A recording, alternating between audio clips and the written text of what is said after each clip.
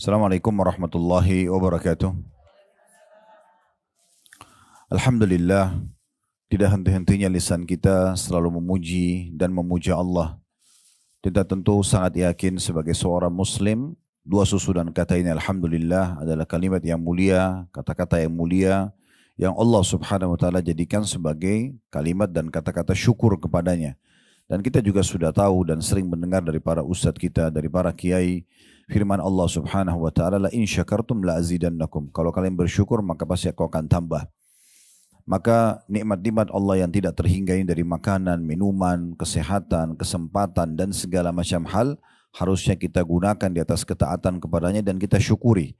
Dan Alhamdulillah Allah mudahkan dengan dua susunan kata ini.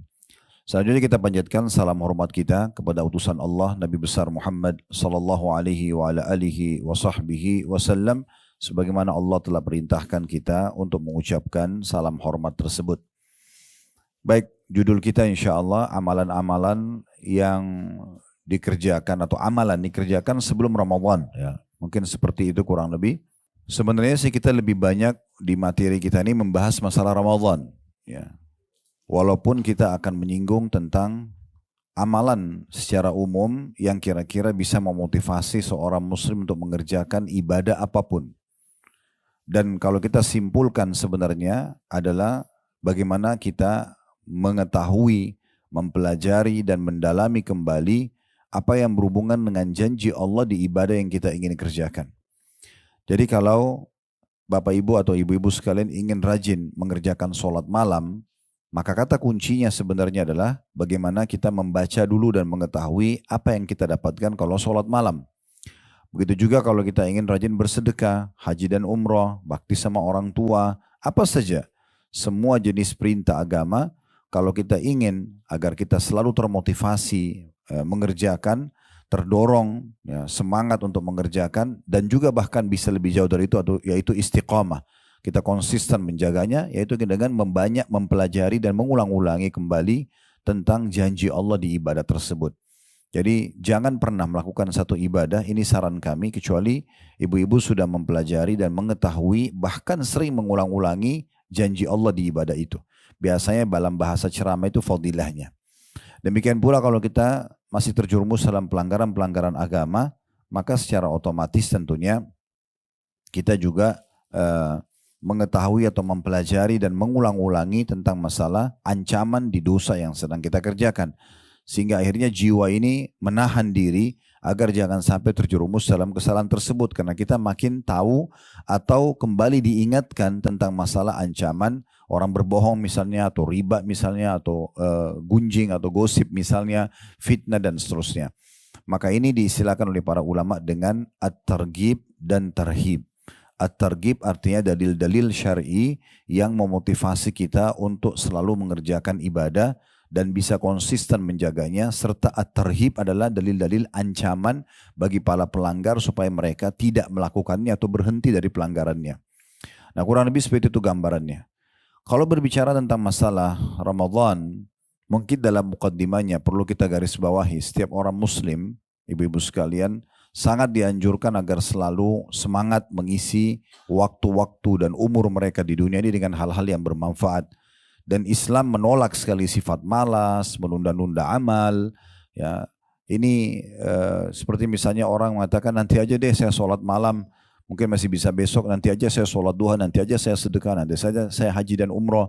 Terus ditunda-tunda, atau nanti saja deh dari undangan taklim itu saya datang mungkin yang bulan depannya atau tahun depannya. Seperti itu semuanya yang membuat akhirnya seseorang itu jauh daripada ibadah kepada Allah subhanahu wa ta'ala dan hilang dari dia peluang-peluang ibadah tersebut. Perlu kita garis bawahi poin penting, kesempatan ibadah tidak bisa terulang. Kalau seandainya, misal tadi malam ada orang yang tidak sholat tahajud, walaupun itu ibadah sunnah. Kita datang ke ibadah sunnah karena kalau wajib sudah jelas tidak ada opsi pilihan. Tapi kalau misalnya tadi malam ada orang yang tidak sholat tahajud, dia tidak berdosa karena memang itu sunnah. Tetapi akan beda sekali nanti derajatnya di surga dan juga balasan antara orang yang sempat sholat malam dengan tidak sholat malam. Karena tadi malam waktunya tidak akan pernah terulang.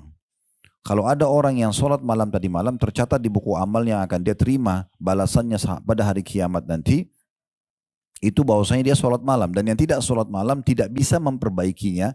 Misalnya sekarang dia dengar ceramah seperti ini, lalu dia mengatakan, ya Allah tolong kembali ke semalam, saya ingin sholat malam karena saya sudah tahu keutamanya. Sudah nggak bisa. Bahkan 1 detik saja yang sudah berlalu yang lalu, itu tidak bisa lagi kita minta kembali. Oleh karena itu, kalau seseorang menyia-nyiakan dan menunda-nunda amalnya, ini jadi masalah buat dia.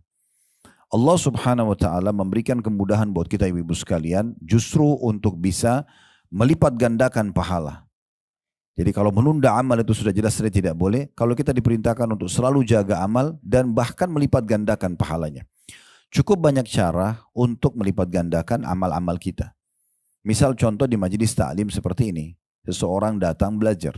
Bisa saja dia datang sendiri, dia membawa dirinya karena dia butuh untuk belajar, selesai. Gitu kan?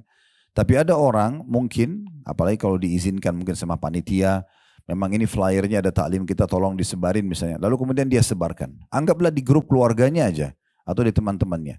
Dari 100 orang, 200 orang yang ada mungkin ada 10 orang datang ke taklim karena undangan dia misalnya.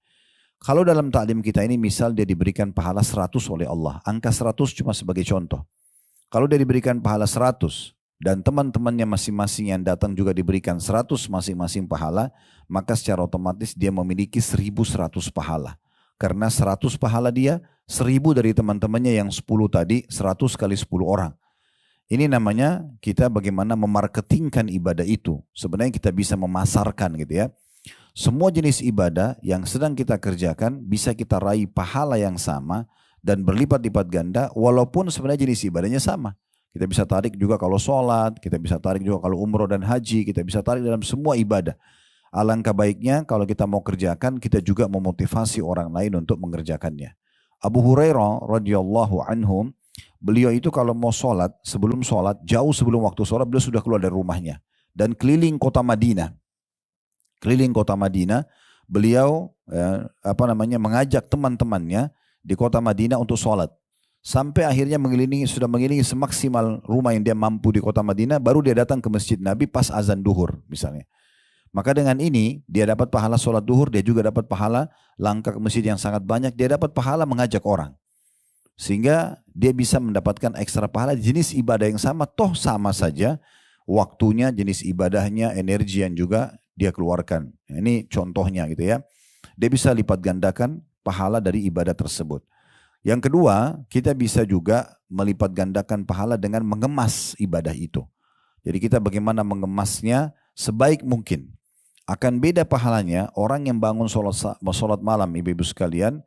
Begitu dia bangun sholat malam, ya udah dia sholat apa adanya saja. Maksudnya dalam keadaan dia, mungkin dia pakai mukena, maaf yang belum dicuci, mungkin sudah 1 minggu belum dicuci. Misal contoh sejadahnya juga sama, kondisinya sudah berapa lama dipakai sama dia misalnya, dia pun terlintas di benaknya baca surah yang mudah saja buat dia, selesai dia sholat. Dapat pahala, dapat pahala. Bagaimana, berapa besarnya kita nggak tahu, tergantung kadar keikhlasan dia. Tapi sebenarnya dia bisa meraih pahala ekstra kalau dia mengemas sholat malam itu. Contoh misalnya, dia memang sudah menyiapkan mukena yang sudah dicuci. Bahkan boleh dibubui minyak wangi. Karena yang tidak boleh ibu-ibu kalau keluar rumah. Tapi kalau kita pakai sementara kita sholat, kita ibadah kepada Allah SWT, malah kita boleh tampil sebagus mungkin. Ya. Dan juga misalnya sejadahnya juga dibubuhi parfum, misalnya minyak wangi. Dia sudah niatkan dari malam ingin sholat malam. Dia juga sudah memilih surah-surah yang dia ingin baca. Dan fatwa ulama membolehkan orang untuk kalau sholat, terutama sholat sunnah, boleh memegang mushaf. Boleh memegang mushaf atau kita memegang aplikasi Al-Quran di handphone kita. Jadi daripada ibu mutar-mutar baca inna atayna wal asr tabbat yada misalnya, itu aja terus sudah 10 tahun sholat malam, kenapa enggak baca dari Al-Baqarah sampai selesai Al-Imran dengan cara memang continue melihat aplikasi Al-Quran kita yang kita selalu baca setiap malam gitu ya. Itu contohnya. Jadi misalnya kita kalau mau, kan sholat malam itu ada banyak motivasinya ya. Nabi SAW menyebutkan pahala beda orang kalau baca cuma 10 ayat, orang baca 100 ayat, orang baca 1000 ayat. Itu banyak sekali hadis-hadis atau ada hadis yang menyebutkan tentang keutamaan yang berbeda masing-masing. Jadi misalnya begitu, maka beda pahalanya antara orang yang pertama bangun kemudian dia sholat dengan kondisi dia saja, dengan dia sholat bangun tapi dalam kondisi sudah diniatin dari tadi malam, dia sudah siapkan surah yang dia mau baca, dia persiapkan mukena dan sejadahnya yang bagus, itu semua akan beda. Kemasannya begitu. Dalam sedekah juga sama. Mungkin beda sekali pahalanya antara seseorang yang kebetulan lewat di pinggir jalan, ada orang miskin minta. Kemudian dia mengorek dompetnya, berapa saja uang yang ada dikeluarkan sama dia. Gitu kan. Dengan orang yang memang sebelum keluar rumah, dia sisipkan di salah satu bagian dari tas dia atau dompet dia, uang mungkin 100.000 yang baru, 50.000 yang baru, ini khusus untuk sedekah. Saya tidak akan pakai untuk yang lain. Maka dia sudah sisipkan uang khusus untuk itu. Ini berarti kemasan terhadap sedekah itu. Dia sudah niatkan, hari ini saya akan sedekah 500.000, 1 juta rupiah. Disisipkan sendiri. Dan memang dicari uang yang baru, yang dikeluarkan untuk Allah Subhanahu wa taala. Karena hakikat sedekah sebenarnya bukan si penerimanya, tapi bagaimana kita memberikan karena Allah Subhanahu wa taala. Itu contohnya. Maka kemasan uang ini yang dia kasih, apalagi kalau dia sudah kemas dengan tambahan-tambahan lagi ya. Misalnya daripada cuma uang, disisipin buku misalnya, dia beli satu buku saku tentang sholat, tentang apa. Kayak sekarang mau Ramadan, tentang puasa misalnya. Sisipin uang di dalam buku tersebut, lalu dikasih setiap orang dia lewat di pinggir jalan misalnya. Orang yang dorong gerobak, orang yang ini, dan tukang parkir, dia masuk ke mall, staff daripada supermarket yang datang, dan seterusnya. Contoh. Nah ini kan kemasan terhadap sedekah itu, berbeda.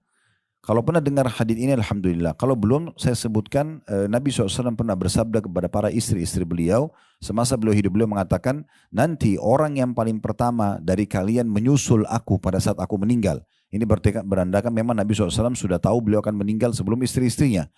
Dan beliau mengatakan, nanti yang paling pertama menyusul aku meninggal dari kalian adalah yang paling panjang tangannya. Maka kata Aisyah radhiyallahu anha, kami setelah Nabi SAW meninggal, hampir setiap ketemu kami mengukur panjang tangan kami. Karena mereka memahami secara letterlet, bahwasanya memang yang paling panjang tangannya diukur di dinding rumah, itu berarti yang lebih dulu meninggal. Kata Aisyah, kami memahami hikmah dan maksud daripada hadis ini, atau perkataan Nabi SAW ini, justru setelah Zainab binti Jahash meninggal radhiyallahu anha. Ini istri Nabi yang paling pertama menyusul Nabi SAW setelah Nabi meninggal. Ternyata Zainab binti Jahash sama dengan istri Nabi yang suka sedekah. Cuma bedanya dia mengemas sedekahnya. Kalau Zainab binti Jahash ingin memberi makanan, maka beliau tidak membeli makanan jadi tapi memasaknya sendiri. Kalau beliau ingin bersedekah dengan baju perang misalnya, maka beliau bukan beli di pasar yang sudah jadi tapi beliau jahit sendiri. Nah ini namanya kemasannya. Dia mengemas sehingga akhirnya dia mendapatkan ekstra pahala. Nah gitu ya. Kemudian yang ketiga, dan ini yang jadi bahasan kita sebenarnya, adalah memaksimalkan waktu dan tempat yang memiliki keutamaan. Ini juga sama, ini bisa kita mengekstrakan pahala kita. Nah kalau tempat tentunya tidak asing, wilayah Mekah, Masjidil Haram, dengan sholat 100.000 pahala kalau sholat sendiri. Kalau sholat berjamaah berarti dikali 25 kali lipat, berarti 2,5 juta pahala sholat di Masjid Haram dibandingkan tempat lain gitu kan. Begitu juga dengan Masjid Nabawi misalnya, karena di 1.000 dibandingkan tempat lain kalau sholat sendiri, kalau sholat berjamaah berarti 25.000 karena dikali 25 kali lipat. Masjid Aqsa 250, kalau sendiri kalau sholat berjamaah berarti kali 25 kali lipat. Itu semuanya berarti ada tempat yang lebih mulia. Bagaimana kita menjadikan sebagai sebuah target kita dan selalu niat dan berdoa kepada Allah agar Allah memudahkan kita sering mendatangi tempat-tempat ini untuk memperbanyak dan melipat gandakan pahala kita. Ya, walaupun hanya dengan niat, ya. Kita niat bertekad dengan baik. Ingat hadis Nabi SAW, manusia 4 golongan. Yang pertama yang paling mulia adalah orang yang Allah kasih ilmu dan harta. Dia punya ilmu dan harta lalu dihabiskan keduanya di jalan Allah. Maksudnya dia mengajarkan ilmu agamanya, dia sedekahkan hartanya. Jadi maksudnya dalam kebaikan, membangun masjid, rumah anak yatim, segala macam lah. Kemudian ada golongan kedua, kata Nabi SAW, justru orang ini diberikan hanya ilmu tapi nggak punya harta. Dia tahu teorinya, bangun masjid pahalanya ini, rumah anak yatim, sponsor anak yatim pahalanya ini, dan seterusnya. Tapi dia nggak punya harta untuk dikeluarkan.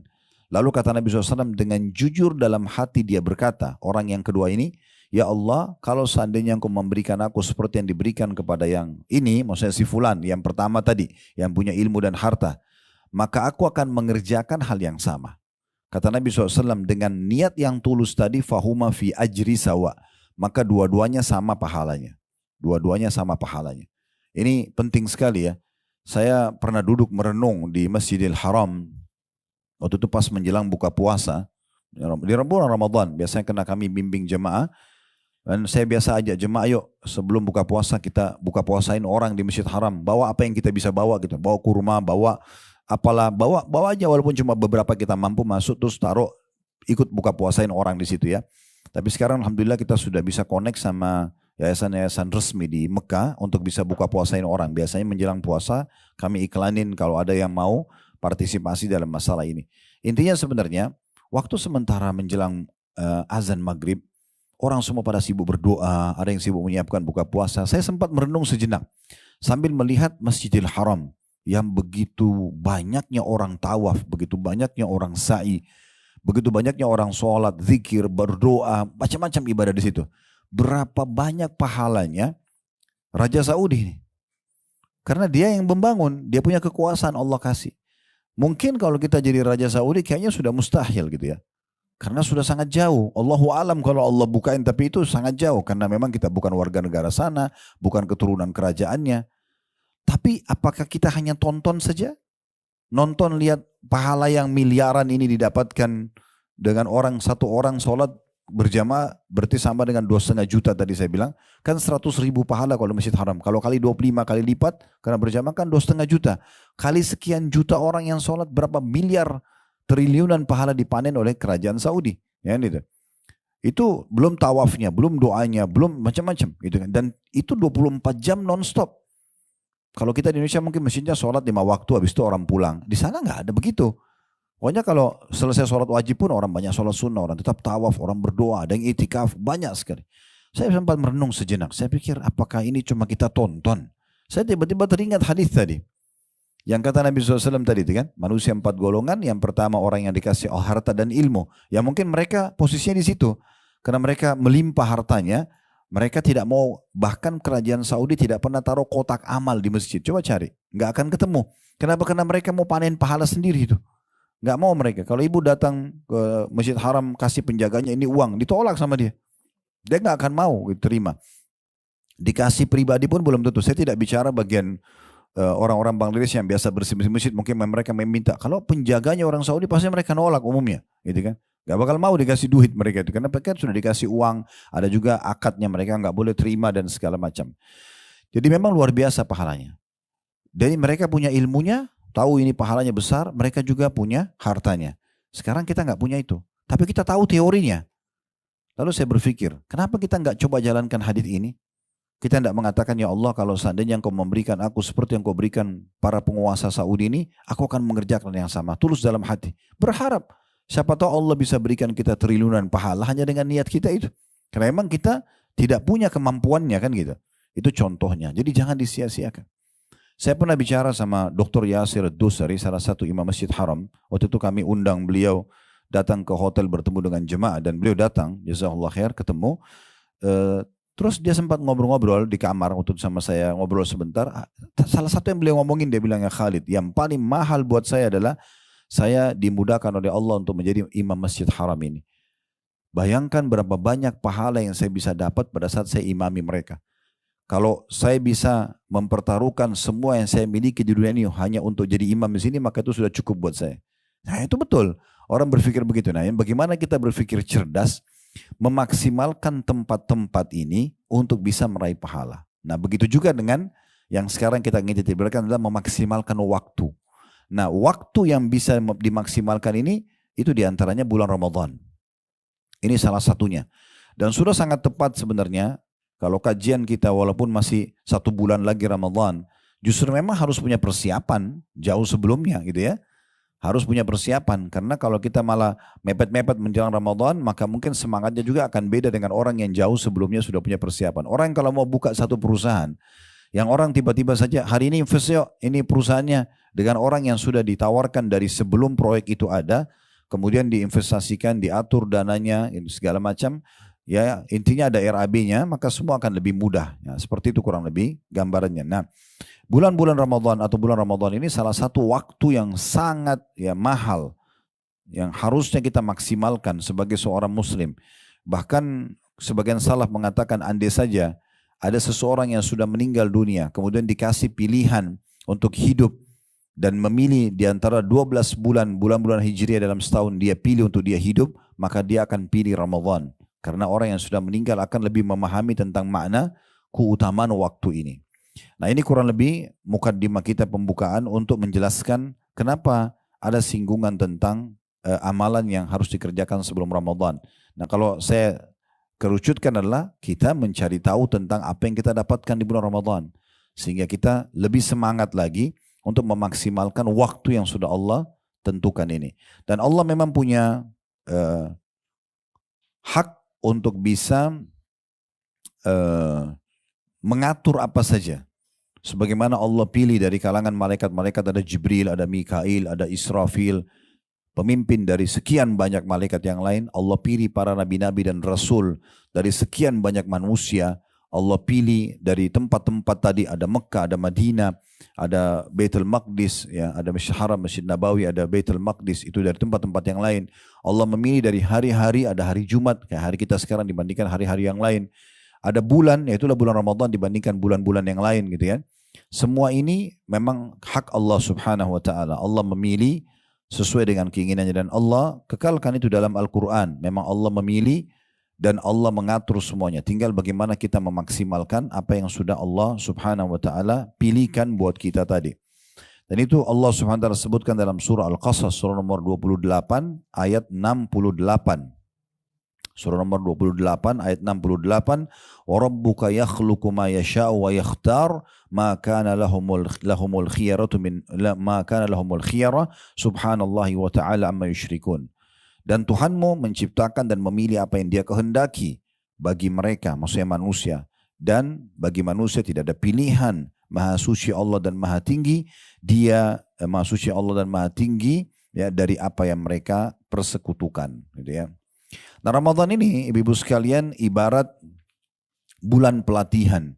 Dan kita akan sebutkan belasan daripada manfaat seseorang memaksimalkan Ramadan. Ya, itu yang sebenarnya satu poin saya sudah cukup untuk kita termotivasi mengejar dan berusaha berdoa kepada Allah SWT agar dipanjangkan umur sampai di Ramadan. Gitu ya. Apalagi kalau sampai belasan yang bisa kita sebutkan. Jadi Ramadan itu ya, memang dia banyak sekali yang akan diberikan manfaat-manfaat, diantaranya sebenarnya seperti ibaratnya kalau perusahaan itu, saya yakin kalau di sini ibu-ibu yang punya perusahaan tidak asing, semua staf kita walaupun dia cum laude di kampusnya, tamatan terbaik misalnya bagian akunting, manajemen atau apa saja, itu biasanya setelah 6 bulan, 1 tahun bergabung di perusahaan, 2 tahun pasti ada upgradingnya. Dia harus ikut pelatihan-pelatihan lagi untuk meningkatkan skillnya. Gitu kan? Jadi tidak cukup teori yang dipelajari di kelas gitu ya, di kampus dulu.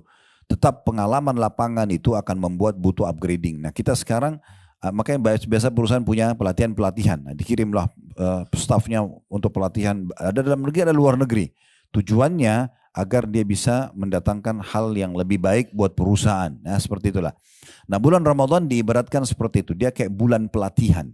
Ya, bagaimana kita sebenarnya setiap tahun mengupgrade diri kita ya dan meningkatkan hal-hal yang baik terutama dalam ibadah kepada Allah Subhanahu wa taala. Jadi Ramadan itu untuk bekal kita 11 bulan ke depan. Ramadan akan datang lebih tinggi lagi.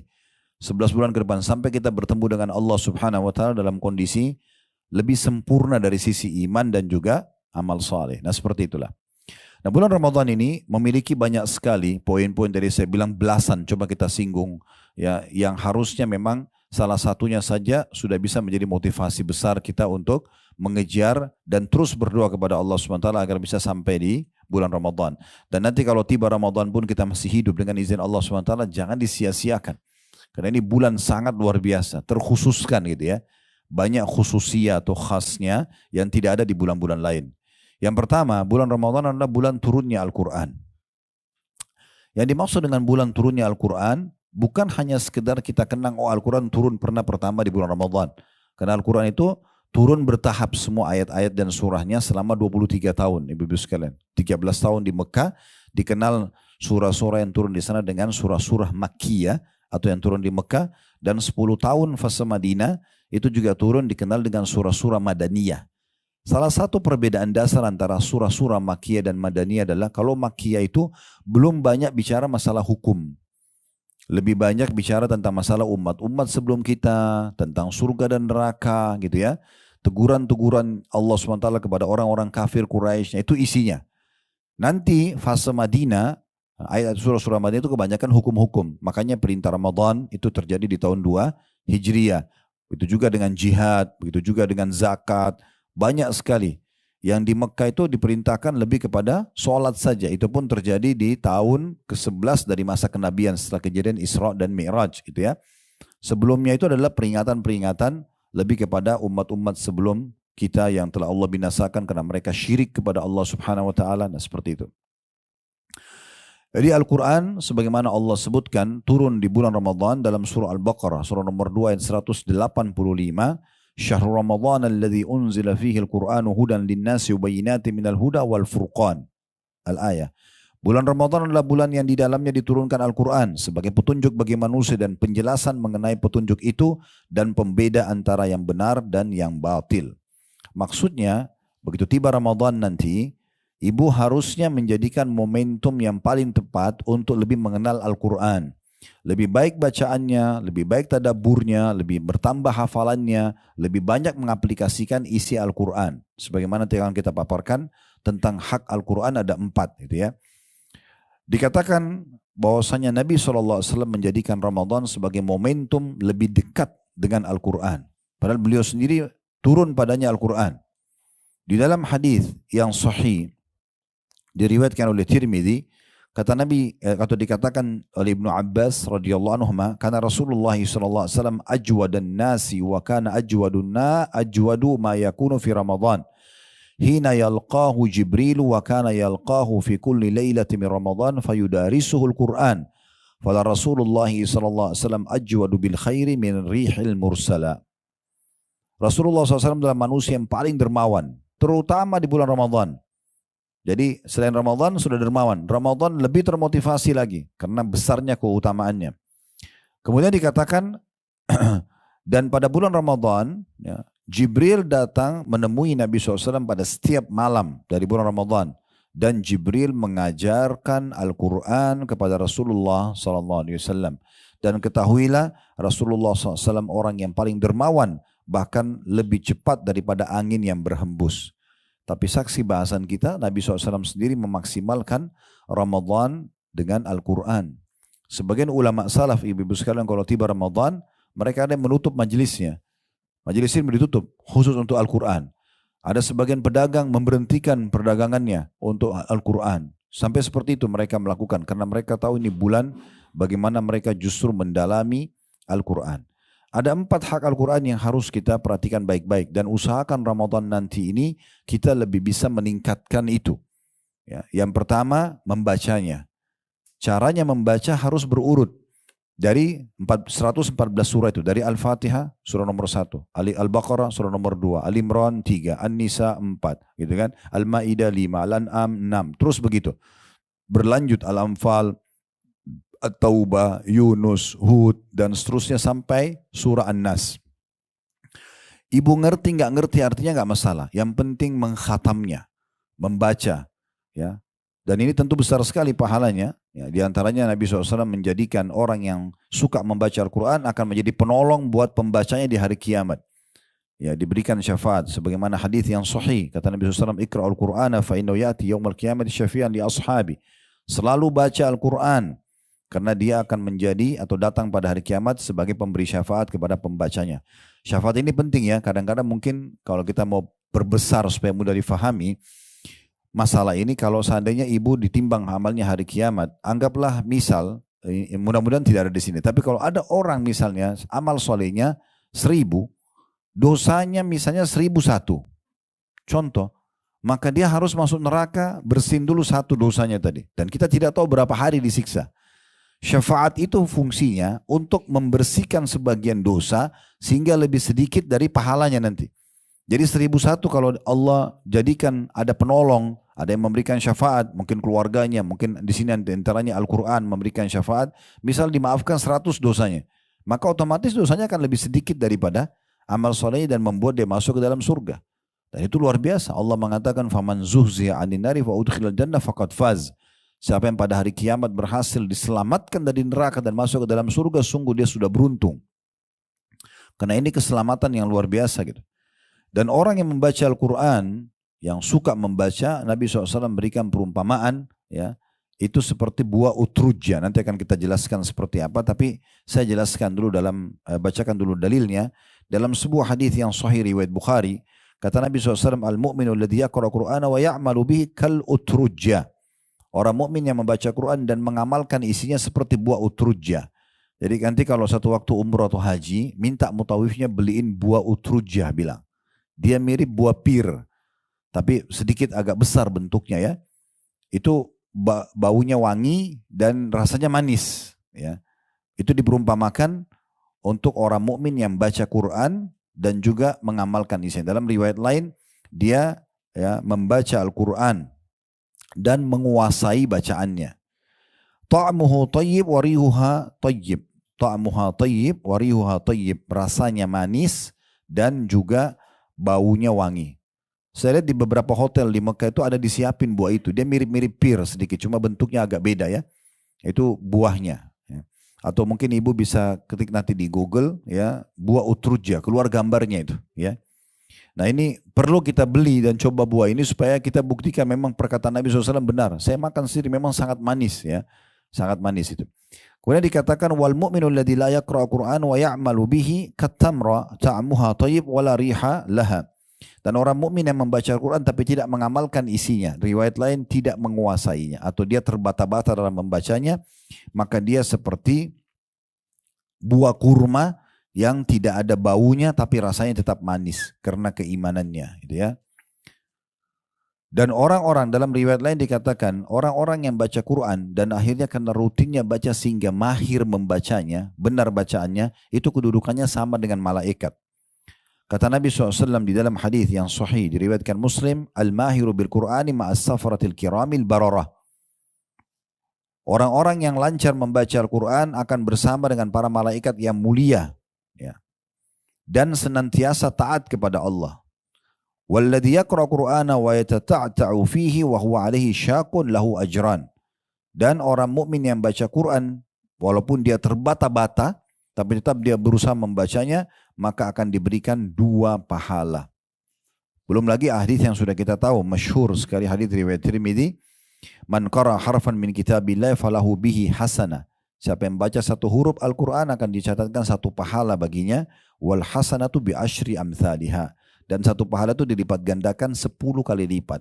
Wala aqulu alif lam mim harf. Kata Nabi SAW, saya tidak katakan alif lam mim 1 huruf, tapi alifun harfun, lamun harf, wa mim harf. Alif 1 huruf, mim 1 huruf, dan lam 1 huruf. Jadi kalau kita baca alif lam mim, berarti 30 pahalanya. Karena alifnya 10, lamnya 10, mimnya 10. Gitu kan? Ini sering kami kasih contoh di pengajian-pengajian. Kalau baca surah Al-Fatihah ayat 2-nya saja. Kalau ayat pertama Bismillahirrahmanirrahim. Ayat 2 Alhamdulillahirrabbilalamin. Alhamdulillahirrabbilalamin. Alif, alhamdu, alif, lam, ha, mim, dal. Itu 5 huruf, 50 pahala. Alhamdulillah, kalau ada tasydid di atas itu berarti double huruf. Dalam bahasa Arab begitu, kalau dia banyak hurufnya digabung jadi pakai tasydid di atas. Jadi lillah itu lam, lam, ha biasanya kan. Itu 2 lam, harusnya 3 lam dia. Karena 3 lam ini terlalu banyak, digabung jadi 1, jadi lam yang kedua pakai tasydid. Jadi lam, lam, lam, 3 dengan ha berarti 4, 40 pahala. Alhamdulillah saja itu sudah 90 pahala. Alhamdulillah 50, lillah itu 40. Rabbi sama, ada tasydidnya. Akar katanya ini hurufnya itu rababah, 2 baknya. Tapi karena agak berat kalau itu digabungin jadi 1, jadi Rob ya. Rabbil alamin. Rob berarti 3 huruf ya. Berarti tadi 90 tambah 3 sudah 120. Alamin, alif lam ain, alif lam mim ya nun. Ini 8 huruf. Berarti kita kalau baca alhamdulillah itu 200 ya. Pahala. Itu baru alhamdulillah alamin, belum yang lainnya. Maka jangan disia-siakan. Ini kami selalu sarankan, ibu lagi di mobil, ulangin aja surah yang dihafal, nggak masalah.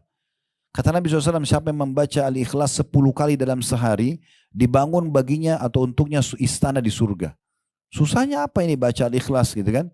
Daripada melongo-longo cuma lihat helm orang, mobil orang, mereknya apa. Lebih baik baca kan gitu. Ulang-ulangin atau misalnya baca Al-Quran di aplikasi handphone kita gitu kan. Kadang-kadang kita lebih lama melihat aplikasi WA dan yang lainnya dibandingkan kita lihat Al-Quran. Padahal sebenarnya setiap hurufnya luar biasa pahalanya. Ya, besar sekali pahalanya. Yang kedua mentadabburi. Tadabbur artinya merenungi maknanya. Memahami sebab turunnya, baca tafsirnya gitu ya. Itu tadabbur namanya. Allah berfirman dalam surah Muhammad, surah nomor 47 ayat 24.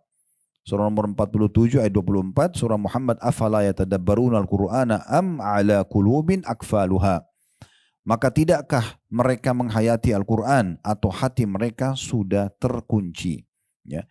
Yang dimaksud dengan tadabbur, ibu-ibu sekalian, dalam memahami teksnya, ya, terjemahan dari ayat tadi. Kalau kita karena bukan orang Arab, kita butuh terjemahannya. Kemudian kita merenungi maknanya, kita mempelajari hukum-hukumnya, sebab turunnya, ya itu dipelajari. Nah kalau ini metodenya tidak harus berurut. Kita bisa memilih surah yang paling tanda kutip menggelitik buat kita. Contoh ibu-ibu mau pelajari tentang wanita. Ada surah An-Nisa, ada disebutkan juga namanya Maryam, surah Maryam. Tentang keluarga ada Al-Imran, keluarganya Imran, Imran ayahnya Maryam alaihissalatu wassalam. Mau belajar tentang nabi-nabi, ada surah Hud, Yunus, Yusuf, ya. Ibrahim, kan itu ada Muhammad alaihissalam, ada surah-surah. Ada kemudian kalau mau nama-nama hewan ada Al-Fil, gajah, ada Al-Ankabut, laba-laba, ada An-Naml, semut, ada An-Nahl, lebah. Kenapa Allah namakan? Nanti kita akan mendapatkan ilmu dari situ, ya. Usahakan kalau bisa perharinya minimal 10 ayat ditadabburi. Boleh misalnya ibu pilih dibagi setiap habis sholat wajib 2 ayat aja. Jadi subuh 2 ayat, duhur 2 ayat, asar 2 ayat, maghrib 2 ayat, isya 2 ayat. Berarti 10 ayat per hari. Karena para sahabat mengatakan kami tidak pernah melewatkan 10 ayat Al-Quran kecuali kami sudah bisa membacanya, kami memahami maknanya dan kami menghafalnya. 10 ayat saja. Milih misalnya dari surah apa, misalnya dari 114 surah, ibu lihat daftar isi Quran, yang paling menarik surah Al-Ankabut. Kok Allah sebut laba-laba, kenapa nih? Nah terus dibaca. Mulai dari ayat-ayat pertamanya, 10 ayat. Baca terjemahan. Kan sekarang Al-Quran juga sudah ada, kadang ditambah di sampingnya sebab turunnya, ya, atau pendapat pada, ya, sebab nuzul biasa. Kalau hadis sebab urut. Misalnya dia, apalagi pendapat ulama tafsir apa, nah itu penting. Nah itu namanya tadabbur, ya. Yang ketiga menghafalnya. Menghafal juga sama, metodenya mirip dengan tadabbur. Ibu nggak harus berurut dari Al-Fatihah, Al-Baqarah, Al-Imran sehingga 114 surah. Itu bisa, tapi bisa dengan metode yang lain. Ibu cari surah yang paling ibu suka. Mengkritik bagi ibu, surah Maryam, saya ingin tahu nih kenapa ada nama Maryam disebutkan misalnya. Boleh dari surah Maryam aja, hafal di situ. Kemudian diulang-ulangi dalam sholat. Diulang-ulangi dalam sholat. Sholat qobliyah, sholat ba'diyah, sholat duha, sholat malam, sholat taubat. Diulang-ulangi, itu kan. Dibaca hafalan kita sehingga nanti hafalan itu akan berbekas dengan sendirinya. Kalau kita baca atau kita hafal 10 ayat per hari dan sama metode tadabbur tadi, berarti habis sholat wajib 2 ayat saja. Subuh 2, duhur 2, asar 2, maghrib 2, isya 2. Satu hari berarti 10 ayat. Al-Quran itu ada 6.000 sekian ayat, ibu-ibu sekalian. Kalau satu hari kita hafal 10 ayat, kali 1 bulan, 30 hari kita punya 300 ayat. Kali 1 tahun kita punya 3.600 ayat. Kurang dari 2 tahun sebenarnya kita sudah bisa menjadi seorang hafid Quran. Ya. Tapi kita harus memulainya. Kadang-kadang syaitan membebankan kita seakan-akan itu berat sekali. Padahal sebenarnya keutamanya besar. Di antara keutamaan orang yang menghafal Al-Quran, disebutkan di dalam hadits riwayat Tirmidzi, kata Nabi SAW, yaji'ul Qur'anu yawmal qiyamah fayaqulu ya Rabbi hallihi fayulbasu tajal karamah. ثم يقول يا ربي زده فيلبس حلة الكرامة ثم يقول يا ربي ارضى عنه فيرضى عنه فيقال له اقرأ وارقى وتزاد بكل آية حسنة.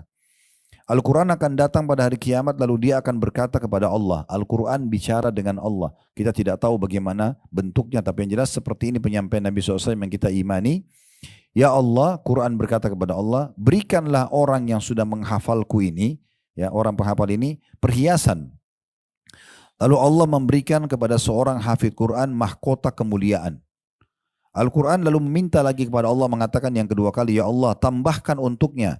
Lalu dia diberikan pakaian perhiasan kemuliaan. Jadi sudah pakai mahkota yang indah, pakai juga baju yang indah gitu ya. Lalu Al-Quran masih mengatakan lagi, ya Allah ridholah padanya. Keridhaan Allah ini berarti luar biasa, pelipat gandaan pemberian derajat dan segala macam. Maka Allah pun meridhoinya. Lalu dikatakan kepada hafid Quran tersebut, bacalah dan naiklah, akan ditambahkan untukmu pahala dari setiap ayat yang kamu baca. Riwayat lain, satu ayat, satu derajat di surga. Sebagian ulama menanggapi hadis ini sambil mengatakan jumlah tangga surga untuk sampai ke derajat tertinggi itu sejumlah ayat Al-Quran. Sejumlah ayat Al-Quran. Jadi 6.000 sekian itu ya. Itu kalau orang menghafalnya dan sering mengulanginya berarti dia akan sampai ke derajat tertinggi. Yang terakhir yang keempat, mengamalkan isinya. Jadi kita mengamalkan isi-isi Al-Quran. Perintah-perintah yang ada di dalamnya, larangan-larangannya. Karena memang ini adalah sebuah kewajiban. Makanya Aisyah waktu ditanya, kaifa kana khuluqun Nabi SAW, bagaimana akhlak Nabi SAW dalam bermuamalah, kata Aisyah, kana khuluqul Quran, akhlaknya Nabi Al-Quran. Jadi Nabi terapkan Al-Quran dalam kehidupannya. Itu yang pertama, tentang turunnya Al-Quran. Jadi jadikan Ramadan momentum untuk belajar Al-Quran, lebih dekat dengan Al-Quran, lebih memahami makna-maknanya. Jangan sudah sekian tahun kita dapat Ramadan sama aja. Gitu. Tidak, bahkan ada orang tidak pernah mengkhatam, tidak pernah membaca, tidak peduli, sayang sekali gitu ya. Kalau tahun-tahun sebelumnya ibu nggak pernah mengkhatam Quran walaupun cuma sekali, nanti targetkan Ramadan ini sambil berdoa kepada Allah untuk bisa mengkhatamnya. Dibuatlah programnya. Sehari saya harus baca berapa ayat nih supaya saya bisa khatam dalam 3 bulan, 1 bulan misalnya. Satu hari 1 juz, dipecah lagi 1 juz itu. Dipecah di setiap habis sholat 5 waktu misalnya. Saya harus baca berapa lembar sehingga selesai 1 juz 1 hari. Bisa lebih banyak, alhamdulillah. Imam Syafi'i rahimahullah itu bisa mengkhatam Al-Quran di bulan Ramadan 60 kali. Ya. Itu bukan jumlah yang kecil. Mungkin ada yang mengatakan, kok bisa? Jadi begini ibu sekalian ya.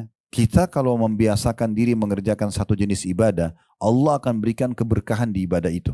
Contoh misal, kalau orang belum pernah baca Quran, maka dia akan merasa berat untuk membaca surah Al-Baqarah misalnya, atau mengkhatamnya. Tapi coba ibu mulai dulu. Kalau ibu sudah mulai dan mulai terbiasa, lama-lama jadi ringan. Orang kalau belum pernah sedekah 50.000, mungkin bagi dia berat. Tapi kalau dia sudah memberikan 50.000 dan sudah rutin, lama-lama jadi kecil 50.000 itu. Seperti itu seterusnya, gitu kan? Maka Allah berikan keberkahan di ibadah tersebut. Orang kalau belum pernah berdoa, baru disuruh berdoa, dia bingung mau doa apa ya gitu ya. Tapi kalau dia sudah mulai terus berdoa, dia panjatkan hajatnya, lama-lama Allah akan berkahi, Allah akan datangkan melalui lisan dia doa-doa yang dia tidak pernah terfikir sebelumnya. Kan begitu. Begitu seterusnya ya. Orang kalau baru mau sholat malam mungkin berat. Tapi kalau dia paksakan diri dia sholat malam, lama-lama nanti akan jadi ringan. Bahkan yang tadinya dia cuma sholat 2 rakaat, nanti jadi 4, nanti jadi 6, nanti jadi 8, nanti jadi lengkap 11 rakaat. Kadang-kadang mungkin dulu dia baca surah-surah pendek. Lama-lama kalau dia sudah sering kerjakan dan dia paksakan diri beribadah di situ, mengejar keutamaan sholat malam, Allah berkahi, nanti dia akan mundur jamnya. Tadinya cuma 15 menit sebelum azan subuh, sekarang setengah jam, nanti 1 jam, nanti 1 jam, nanti 1 jam setengah, begitu seterusnya. Nah seperti itulah. Baik, yang kedua yang bisa kita renungi dan bisa dapatkan bulan Ramadan, ini adalah bulan amalan terbaik, yaitu puasa. Ini namanya memang bulan Ramadan, bulan puasa, ya. Dan puasa ini adalah ibadah yang paling besar pahalanya. Tidak ada satupun ibadah yang bisa menyaingi pahala puasa. Ini pahala yang paling besar.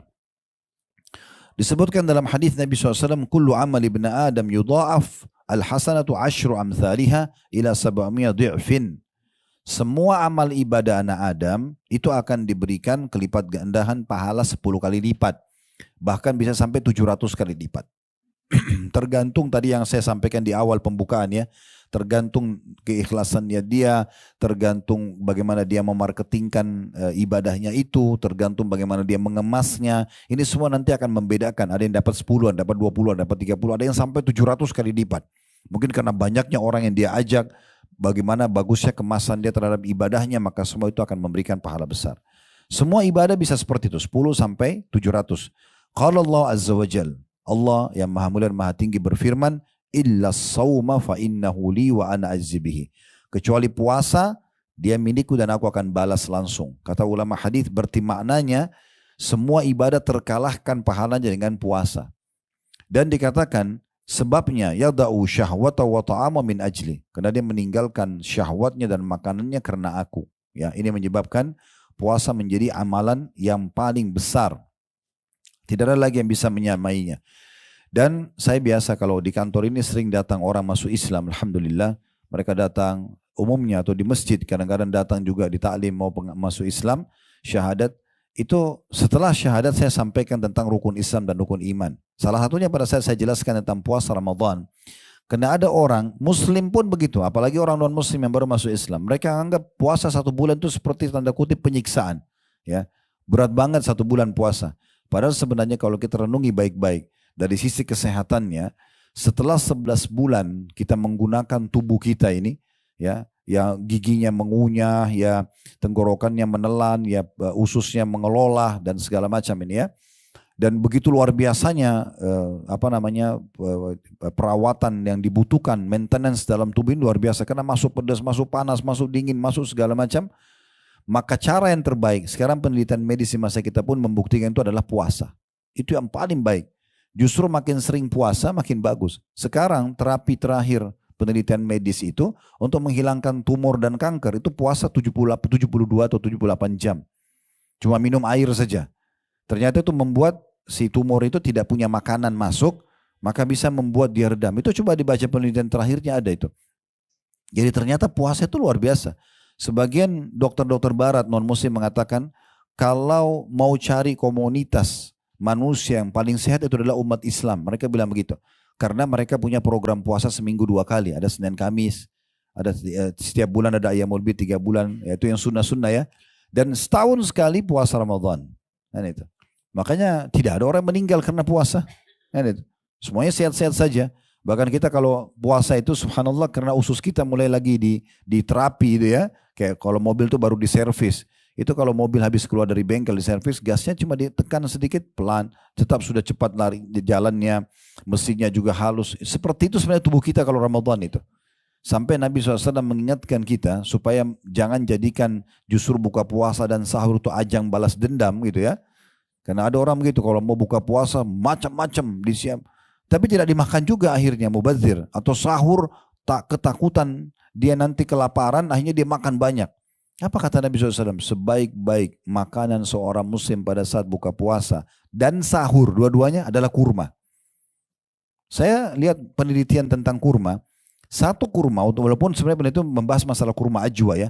Ada satu dokter namanya Dokter Daim di Mesir, orang muslim. Dia suka mempertemukan antara ilmu medis, penelitian ilmiah yang ada walaupun dari negeri barat, dengan Al-Quran dan juga hadis Nabi SAW. Di antaranya dia pernah bahas di channelnya, tapi sayang berbahasa Arab. Tentang apa hikmahnya, kenapa Nabi SAW suruh kita makan 7 butir kurma ajwa pagi hari. Dan Nabi mengatakan, siapa yang memakan 7 butir kurma ajwa Madinah di pagi hari, dia akan selamat dari semua jenis racun dan sihir. Gitu kan? Kenapa 7 butir kurma bisa sampai luar biasa dahsyatnya, menyelamatkan semua jenis racun dan juga sihir. Waktu corona kemarin, saya buat satu kajian, itu judulnya Corona dan Solusinya. Di antaranya mengkonsumsi kurma. Ternyata penelitiannya, itu dari orang-orang non-muslim yang mengadakan penelitian, mereka adakan penelitian buah-buahan, pada saat tiba di kurma, mereka menemukan ternyata 1 butir kurma itu bisa memenuhi 7% dari nutrisi tersehat yang dibutuhkan oleh tubuh kita. Jadi kalau makan 7 berarti sudah 49% kebutuhan hari itu sudah terpenuhi. Sisa kita isi 51%. Sedikit lagi makan sudah cukup gitu kan. Nah seperti itulah. Nabi SAW ingatkan supaya justru terapinya maksimal di Ramadan, sebaik-baik makanan sahur dan buka puasa muslim adalah kurma. Boleh makan tentunya, tapi jangan ya berlebihan. Justru ini kesempatan kita terapi diri kita dengan kesehatan-kesehatan tersebut. Nah itu sebenarnya tujuannya dari masalah puasa gitu ya. Terlebih lagi memang kalau itu dari sisi duniawianya, dari kesehatannya. Kalau dari sisi spiritualnya, dia tadi sudah kita sebutkan hadisnya, amal yang paling besar pahalanya. Kalau amal-amal lain bisa dilipat gandakan 700 kali lipat, puasa lebih besar daripada itu. Tergantung nanti bagaimana kita mengemas ibadah itu. Ingat ya, selalu mengemas ibadah tersebut, lakukan yang terbaik, maka pasti kita akan mendapatkan ekstra pahala. Makanya para sahabat Nabi Ridwanullahi alaihim, itu ibu sekalian, kalau mereka mau berkurban di Idul Adha, maka mereka mempersiapkan dombanya itu 6 bulan sebelum Idul Adha. Kita kan biasa sehari 2 hari sebelumnya. Mereka 6 bulan, mereka sengaja gemukin domba itu, mereka rawat, supaya nanti pada saat disembelih maksimal. Sampai begitu mereka buat kemasannya gitu ya. Bagaimana supaya maksimal dalam beribadah kepada Allah Subhanahu wa taala. Jadi ini bulan puasa, bulan kesehatan, bulan maksimal pahalanya gitu ya. Kemudian yang ketiga, bulan pengampunan, pembersihan dosa-dosa masa lalu. Ini pemutihan kalau bahasa kita biasa di perusahaan, diputihkan kesalahannya. Bagaimana gembiranya seorang staf di perusahaan kalau buat kesalahan, lalu perusahaan mengadakan pemutihan. Ada mungkin pemerintah pemutihan pajak, pemutihan apa, tidak ada lagi tuntutan yang datang kepada dia. Nah itu bahasa agama kita pengampunan, dibersihkan dosa. Berarti kalau pembersihan dosa terjadi, nggak ada hukuman, dan semua fasilitas kembali. Nah seperti itu. Makanya kisah Nabi Adam alaihissalam, beliau waktu dia mengatakan kepada Allah dalam satu riwayat, ini kami jelaskan di Tabligh Akbar serial Nabi kemarin di Blok M ya. Itu salah satu riwayatnya dia mengatakan, ya Allah, bukankah engkau menciptakan aku dengan kedua tanganmu, bukankah engkau meniupkan ruh yang kau ciptakan kepadaku, bukankah begini dan begini engkau masuk aku dalam surga, dan seterusnya. Semua Allah mengatakan iya. Lalu kata Adam alaihissalam, aku telah berbuat salah wahai Tuhanku, apakah kalau aku memohon ampun dan bertobat kepadamu, engkau akan kembalikan aku ke dalam surga? Kata Allah SWT, iya.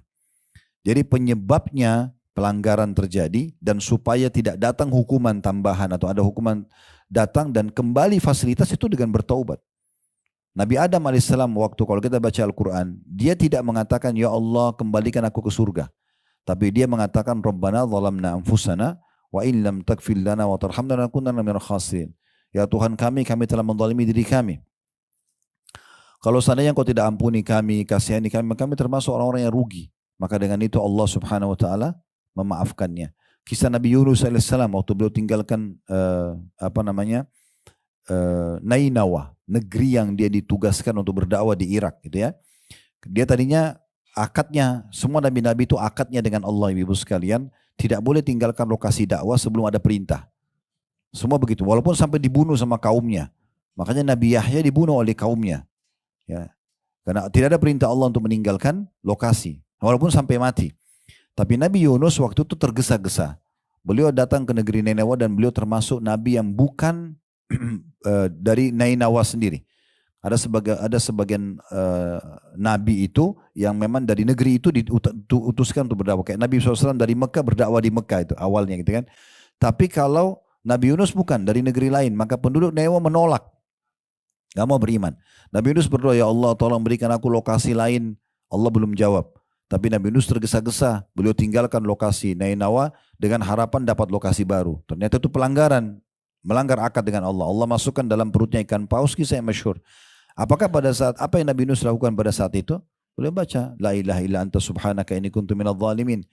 Allah kabulkan. Dengan memohon maaf seperti ini, diputihkan kesalahannya, maka apa yang terjadi? Allah keluarkan dari perut ikan paus, hukumannya berhenti, plus Allah kembalikan dia ke Nainawa, tapi Nainawa waktu itu 100.000 orang penduduknya lebih, semuanya beriman kepada Nabi Yunus. Ya, jadi kembali semua fasilitasnya gitu kan. Nah seperti itulah. Tapi syaratnya agar kita dapat pengampunan dosa selama Ramadan, lakukan puasa Ramadan karena keimanan dan mengharapkan pahalanya. Sebagaimana sabda Nabi SAW dalam hadis yang sudah sangat masyhur, di antaranya diriwayatkan oleh Imam Ahmad, Man shoma Ramadhana imanan wa ihtisaba ghufira lahu ma taqaddama min dzambi. Siapa yang berpuasa Ramadan karena keimanan, yakin ini perintah Allah, dan ihtisab, mengharapkan pahalanya. Jadi memang kita mengejar pahala di situ, maka akan dibersihkan dosa-dosanya yang telah lalu. Alhamdulillah. Yang keempat, Ramadan bulan berkah dan bulan penuh dengan rahmat.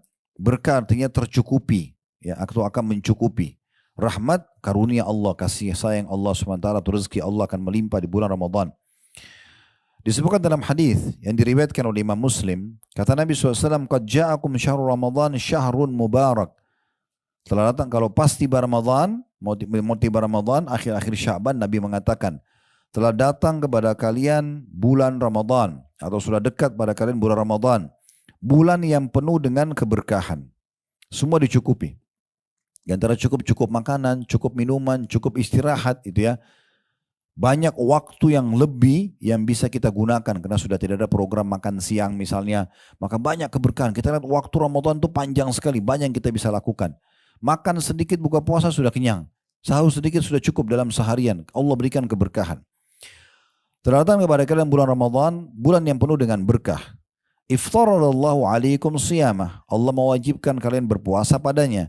fihi yuftahu abwabul jannah. Dalam Ramadan itu dibuka pintu-pintu surga. Wa yughlaqu fihi abwabul jahim, ditutup pintu-pintu neraka. Wa taghallu fihi syayatin, dan dibelenggu semua syaitan-syaitan. Fihi lailatun khairum min alfi syahr, di dalamnya ada bulan, ada hari lebih baik daripada 1000 bulan. Man hurima khairaha faqad hurim. Siapa yang terharamkan dari kebaikan Ramadan, Ramadan juga enggak jadi baik, enggak jadi lebih dekat dengan Allah, enggak panen pahala banyak, enggak dibersihkan dosanya, maka dia telah terharamkan dari semua kebaikan. Dia orang itu paling rugi. Makanya dalam riwayat yang lain dan disahihkan oleh Syekh Albani, disebutkan oleh Al-Mundhir dalam kitab Targhib Tarhib beliau, Nabi SAW naik di mimbar lalu mengatakan amin, amin, amin 3 kali. Waktu turun dari mimbar, kata para sahabat, ya Rasulullah, kami dengar Anda bilang amin, belum pernah kami dengar sebelumnya. Kata Nabi SAW, waktu saya naik mimbar tadi, Jibril datang dan mengatakan kepadaku, hai Muhammad, siapapun yang mendapatkan Ramadan, kemudian Ramadan pergi dan dia belum diampuni, maka celakalah dia. Bilang amin. Kata Nabi SAW, amin. Maksudnya kalau Ramadan saja, satu dunia ini umat Islam semuanya ikuti program. Puasa siang hari, sholat malam di malam harinya, baca Quran, berlumba-lumba cari pahala. Dia tidak baik, lalu kapan dia jadi baik nih? Berarti kalau terharamkan dari kebaikan Ramadan, maka terharamkan dari semua kebaikan. Lalu kata Jibril, hai Muhammad, celakalah. Doakan kecelakaan orang yang mendapatkan kedua orang tuanya, atau salah satunya kemudian meninggal dan belum sempat memasukkannya ke dalam surga. Ya. Maka Nabi SAW mengatakan amin, karena dia tidak berbakti maksudnya. Dan katakanlah, celaka juga, aminkan orang yang mendengarkan namamu disebutkan di depanmu atau di depannya, lalu dia tidak baca salawat kepadamu. Maka Nabi SAW mengatakan amin. Tapi saksi bahasan kita tentang masalah Ramadan. Yang kelima, dibukanya semua pintu surga dan dalilnya sama dengan tadi. Dan di sini ulama berbeda pendapat tentang masalah sabda Nabi SAW, dan di dalam Ramadan dibuka pintu-pintu surga. Ada yang dikatakan, ada yang mengatakan maknanya hakiki. Betul-betul pintu surga dibuka walaupun kita belum melihatnya gitu ya. Dibuka artinya dibuka pendaftaran bagi orang-orang yang mau masuk ke surga. Jadi kalau misalnya Pak Ibu-Ibu sekalian ada satu perusahaan membuat iklan, dibuka pendaftaran jadi pegawai di perusahaan ini tanggal 1 sampai 31 Januari. Yang datang mendaftar di waktu ini tentu sangat dekat untuk bisa diterima. Karena dia datang di masa pendaftaran, kan begitu. Nah itu seperti itu Ramadan sebenarnya. Walaupun di luar tanggal pendaftaran tadi, mungkin perusahaan masih butuh pegawai, bisa datang melamar. Tapi beda dengan kalau lagi dibuka lowongan gitu ya. Nah Ramadan ini dibuka lowongan itu. Mau nggak jadi ahli surga? Ini dibuka pendaftarannya, ayo gitu. Makna yang kedua, dan dua-duanya bisa digabungkan, makna kias. Maksudnya kiasan ini adalah siapapun yang karena dibuka peluang banyak amal soleh di Ramadan, maka akan terbuka pintu surga buat mereka. Nah seperti itu. Ini juga keutamaan yang sangat luar biasa gitu ya. Kemudian yang selanjutnya ya, yang keenam, itu ditutupnya pintu-pintu neraka. Dan ini juga maknanya ada yang mengatakan secara zahir nampak memang begitu ya. Nampak memang seperti itu, artinya ditutup semua pintu neraka sehingga tidak ada orang yang didaftarkan ke neraka. Bisa juga bermakna adalah ditutup pintu neraka artinya ada ya penghapusan nama-nama orang yang bisa masuk ke dalam neraka. Seperti sabda Nabi SAW, dan di setiap malam dari malam-malam Ramadan ada Allah memiliki utaqa'u minan nar. Orang-orang yang diselamatkan dari api neraka gitu ya. Jadi sebenarnya kita punya kesempatan juga peluang untuk menghapus nama kita dari penghuni neraka di bulan Ramadan. Karena umumnya orang di saat itu berhenti dari pelanggaran-pelanggaran agama. Yang ketujuh, dibelenggunya setan-setan. Jadi yang selama ini selalu menyesatkan manusia, menggoda mereka, justru di bulan Ramadan diberhentikan. Bukan berarti mereka tidak menggoda, tapi mereka hanya tidak seleluasa di luar Ramadan. Dalam hadis yang lain, kata Nabi SAW, dan hadis ini diriwayatkan oleh Tirmidzi, "Idza kana awwalu lailatin min syahr Ramadan suffidatis syayatin wa maradatul jin." Apabila datang awal malam Ramadan, maka setan-setan dan jin-jin yang sangat jahat dibelenggu. Belenggu itu biasanya leher, 2 telapak tangan, 2 kaki.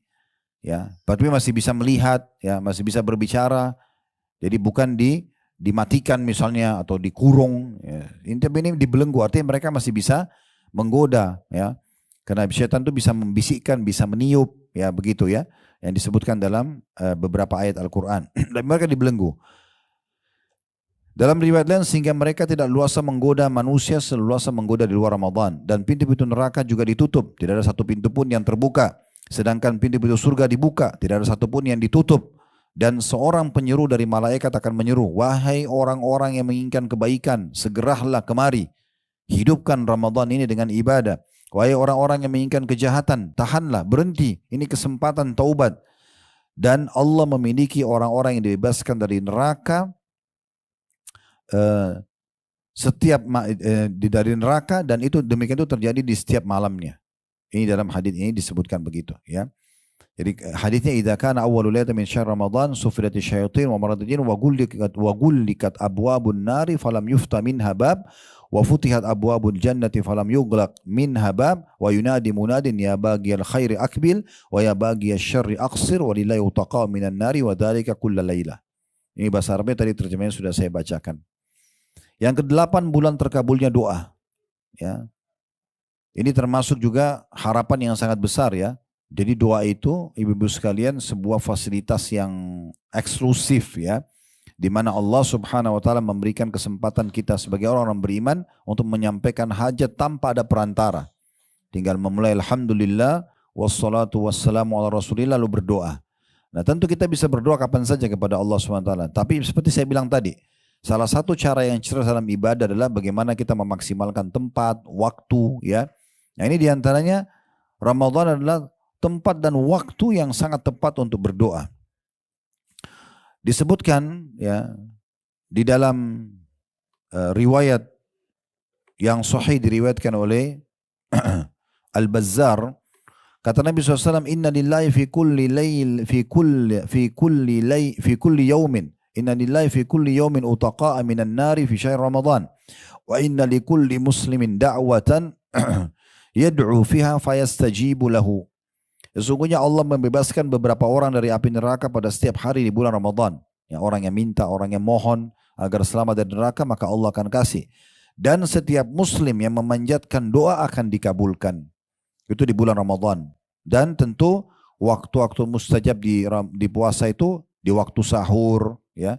Dan itu sepertiga malam di mana Allah Azza wa Jalla turun ke langit bumi sebagaimana hadits Bukhari. Lalu bertanya, "Man yad'uni fa astajib lah." Siapa yang berdoa maka saya, ya, kabulkan. "Man yas'aluni fa'utiya." Siapa yang memohon maka aku beri. "Man yastaghfiruni fa aghfirlah." Siapa yang memohon ampun maka aku akan ampuni. Kemudian waktu puasa, sepanjang ibu puasa, mulai dari sahur, mulai tahan diri, mulai imsaknya, azan subuh, sampai buka puasa. Itu semua waktu kita berpuasa. Itu semua mustajab doa. Kata Nabi SAW dalam hadis riwayat Ahmad, "Thalathatun la turaddu da'watuhum." 3 orang yang tidak akan ditolak doanya. As-shaimu hatta yuftir. Orang yang puasa sampai buka puasa. Jadi sepanjang kita puasa itu doanya mustajab, ya. Wal imamul adil, yang kedua pemimpin yang adil. Yang ketiga wa da'watul madlum, doanya orang yang terzalimi. Tapi yang pertama adalah orang yang sedang berpuasa. Yang ketiga waktu berbuka sendiri, termasuk juga waktu mustajab doa. Jadi kalau betul-betul ibu tersibukkan dengan banyak aktivitas, gak sempat berdoa selama seharian, jangan lupa berdoa pada saat buka puasa. Tidak apa-apa sambil bismillah mulai makan kurmahnya, minum airnya misalnya, sambil mulai berdoa juga kepada Allah Subhanahu wa taala. Yang penting jangan lupa mulai dengan alhamdulillah wassalatu wassalamu ala rasulillah. Karena ini hukumnya kewajiban doa gitu ya, kalau mau diijabah, memuji Allah lalu baca salawat kepada Nabi SAW. Nah, kalau waktu berbuka, hadisnya juga masyhur, ya, diriwayatkan oleh At-Tirmidzi. Kata Nabi SAW, ada 3 golongan yang tidak ditolak doanya. Di antara salah satunya was-shaim hina yuftir, orang yang puasa sampai dia berbuka puasa.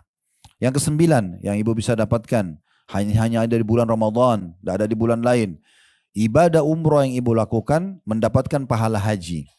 Sepanjang tahun kalau kita umroh, pahala umroh saja. Tapi kalau bulan Ramadan, itu pahalanya sama dengan haji. Dan kita tahu tentu haji mulia, lebih besar pahalanya daripada umroh. Tapi khusus umroh Ramadan, pahalanya sama dengan haji bersama Nabi alaihi salatu wassalam. Di dalam hadis yang cukup banyak, diantaranya hadis riwayat Bukhari, "Fa inna umratan fi Ramadan taqdi hajjatan ma'i." Ketahuilah bahwasanya umrah di bulan Ramadan itu akan menyamai haji plus bersamaku. Ya, seakan-akan kita haji bersama Nabi. Jadi itu pahalanya besar sekali. Jadi kalau ibu sekalian mampu mampu umroh setahun sekali, jadikan Ramadan. Ya, kalau bisa beberapa kali tetap ada Ramadannya, gitu ya. Dan saya ingin berbagi di poin ini. Itu subhanallah hadis yang berbunyi, Bu, innamal a'malu binniyat. Semua sesuai dengan kadar niatnya, itu luar biasa efeknya. Ya, perkataan Nabi SAW, semua sesuai dengan kadar niatnya. Itu luar biasa. Ya, kenapa? Karena ibu niat baik, Allah mudahkan. Ibu niat buruk, Allah mudahkan. Bukan Allah dukung dia. Tapi kalau dia maunya itu, ya sudah, Allah mudahkan juga buat dia. Jadi kalau kita niat, saya mau umroh setahun 3 kali ya. Niatnya begitu, Allah kasih nanti. Kalau ya saya nggak usah deh umroh setahun sekali aja, ya udah sesuai dengan niatnya, gitu kan? Itu Allah kasih. Saya mau haji tiap tahun ya, walaupun belum ada uangnya, tapi kita tulus niat sama Allah, Allah yang mudahkan. Nanti Allah punya cara. Kalau kita mau cari secara persentase ya, mayoritas yang umroh haji itu orang tidak mampu loh. Mayoritasnya orang tidak mampu. Terbukti yang paling banyak terjual paket-paket murah itu. Ya.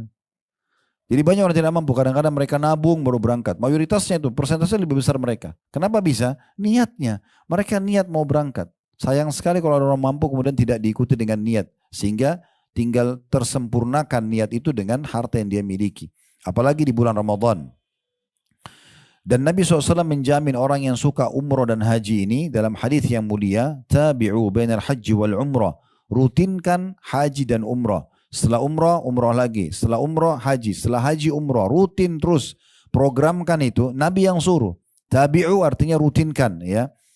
Fa'innahuma yanfiyanil faqra wad dhunub. Karena keduanya, haji dan umrah, akan mengikis habis. Ya. Kefakiran atau kesusahan hidup. Kemiskinan dan dosa-dosa. Kama yanfirul kiru khabathal hadidi wal dhahabi wal fiddah. Sebagaimana buapan api, tiupan api ya. Pandai besi itu kalau dia mau bersihkan karat dari besi, dari emas, dari perak kan dia tiup tuh apinya pakai alat. Tiupan apinya itu buapan api, bagaimana menghilangkan karat, begitu juga umrah dan haji membersihkan kemiskinan dan dosa-dosa ya. Walaysa lil hajjatil mabrurati thawabun illal jannah. Tidak ada balasan haji yang mabrur kecuali surga. Nah, pahala haji kita bisa dapat dengan umrah di bulan Ramadan. Jadi 1 bulan penuh bisa ibu pilih. Saya sibuk sekali Ustaz. Sekarang program travel bisa ibu kalau mau berangkat hari ini pulang besok bisa. Berangkat Sabtu pulang Ahad bisa. Sangat mudah, gitu kan? Biasa kami tawarkan begitu di travel sama jemaah. Mau berangkat sibuk sekali. Berangkat Jumat pulang Sabtu. Berangkat Sabtu pulang Ahad. Mudah sekali. Ambil pesawat. Biasanya ada Garuda pagi jam 9 pagi kalau nggak salah. Tiba sana tuh masih jam 5 sore. Karena mereka mundur 4 jam. Langsung masuk Mekah umrah. Nginap sehari. Besok sudah bisa pulang. Artinya tidak ada alasan di masa kita sekarang untuk tidak meraih keutamaan ini. Gitu kan? Besar sekali. Kalau masa dulu susah. Orang naik unta.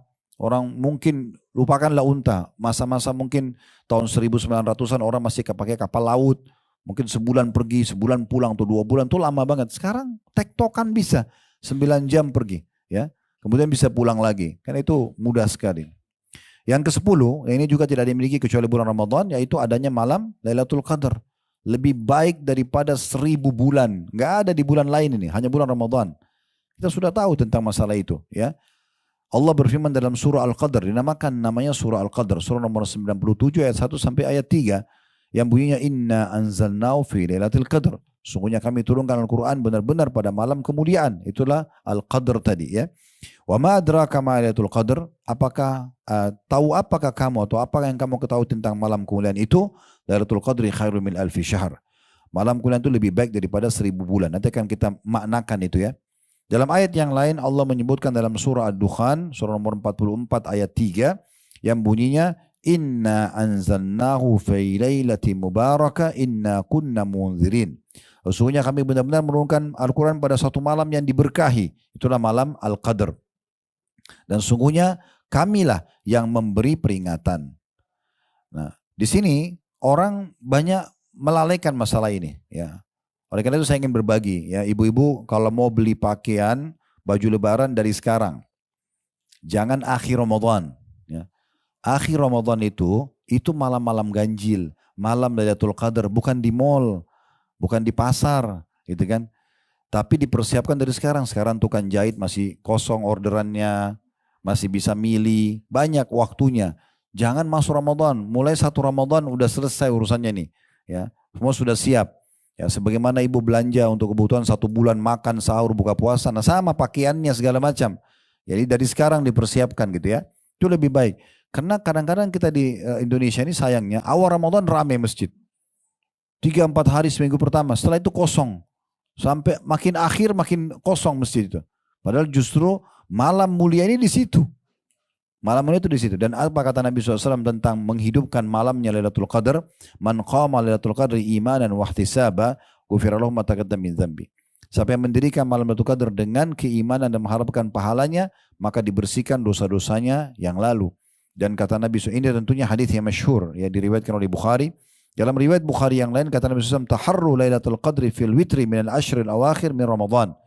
Kejar Lailatul Qadar itu di malam-malam ganjil dan 10 malam terakhir di bulan Ramadan. Apa maknanya 1000 bulan? Kalau kita hitung ini supaya lebih mudah difahami, 1000 bulan mungkin agak sulit orang faham. 1000 bulan itu Bu sama dengan 83 tahun plus 4 bulan. Maknanya, rinciannya, kalau ibu baca subhanallah sekali aja, pas Lailatul Qadar sama dengan pahalanya subhanallah 1000 bulan. 83 plus 4 bulan. Sedekah 1000 rupiah sama dengan sedekah 1000 bulan. Sholat malam sama dengan 1000 bulan. Terus begitu. Semua dilipat gandakan seperti 1000 bulan. Ini enggak ada kecuali di Ramadan. Maka maksimalkan. Justru 10 terakhir Ramadan itu Nabi SAW lebih menguatkan ikatan sarung beliau dan membangunkan istrinya untuk sholat malam bersama-sama.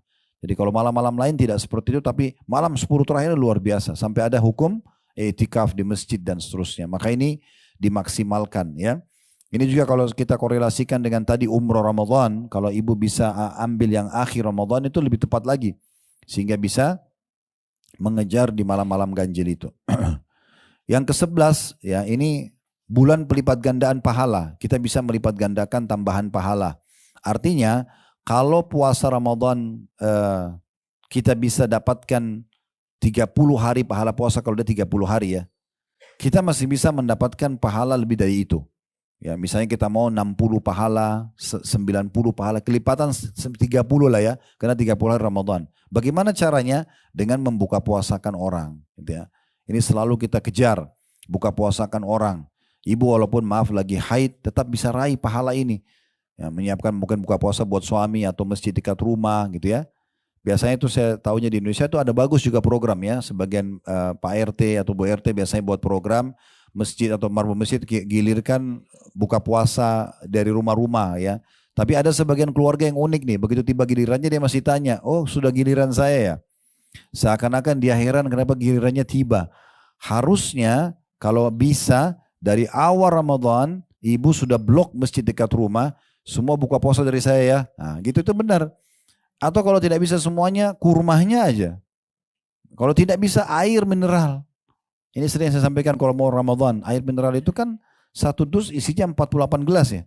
Antara 25.000 sampai 20.000 sampai 30.000 saja harganya. Kalau kita bisa nyumbang 1 hari 1 dus air mineral saja misal. Dan itu dikasih 1 orang. Kalau Ramadan kan orang semua buka puasa di masjid. Maka diminum oleh 48 orang. Artinya hari itu kita dapat 49 puasa. Kita satu dengan 48 orang lain. Karena waktu Nabi SAW sampaikan hadis tentang man fattara sha'iman, siapa yang buka puasakan orang yang puasa, kana lahu mithlu ajri ghaira annahu la yanqus min ajri sha'imin syai'a. Dia akan mendapatkan pahala seperti orang yang dia buka puasakan tanpa dikurangi sedikit pun. Ada sahabat yang nyeletuk gini, ya Rasulullah, tidak semua orang bisa buka puasain orang. Bayangkan sahabat ini mungkin yang seperti kita bayangkan nasi lengkap sama segala macam, mungkin 1 porsi bisa 50.000. Kalau mau dapat 1 masjid 1.000 orang banyak banget misalnya perharinya.